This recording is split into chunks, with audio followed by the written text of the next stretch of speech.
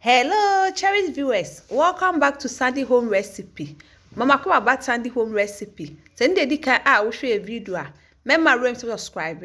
Now I share to my returning subscribers. Thank you so much for your support. May the good Lord bless you all. And then be chemo and yama mi dria o mi fruit basket any container mu. Your first one ye ademe and a jute leaf. The same thing. Ye feel one ne buy a cocoyam. Nti say no hwe na woni asase na wo container obetimi eden edwa vegetables eden ewu hu eti de mu hu ni nyina ye cocoyam plant pese hu star me ye ma cocoyam ne ba ya ukọ description box na link ne da ho ebe cho star me ye ya a etimi ba ye eti de mu hu ni nyina eden eye cocoyam dua wo container mu ufi cocoyam no so no aba wo garden egg eno so nie garden egg we a Ghana garden egg. Ene de enyin. We su ye ne nketwa. Afe na no su enyin. Ye fi oni aba ye pepper. Enti de muhu ni nyina so ye den. Ye pepper. Di pepper ne so ni aba ye maize. Eno so enie. Ye se wuni asase a. Wo hwe sa video ya. Wankasa obetimi eden. Aye bi a obetimi use fruit basket.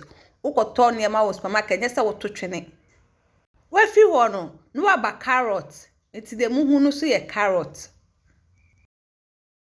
eso ya enji space mebre baby ki tuwe bi wetimi e de aye efo ni aba basil leaf enti we mu nyina eye bia macho se nde dika a wo hwe video a mema to subscribe na wa share na wa like and notification bell no say the video bia beto a wonsa beka we su ye eggplant and they are starting eden aba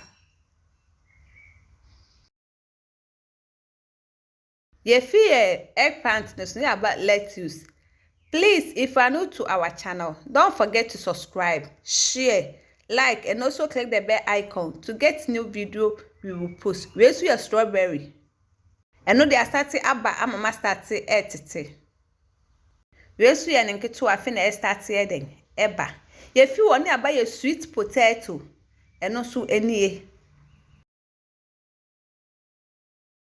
Sweet potato ni so ni aba onion tene emuhu no we nyina eye onion ye fi onion no so ni aba yam plant e de muhu ni nyina so ye yam te say no ni asase a obetimi aye garden e wo food basket mu anase container mu we ensu space bia.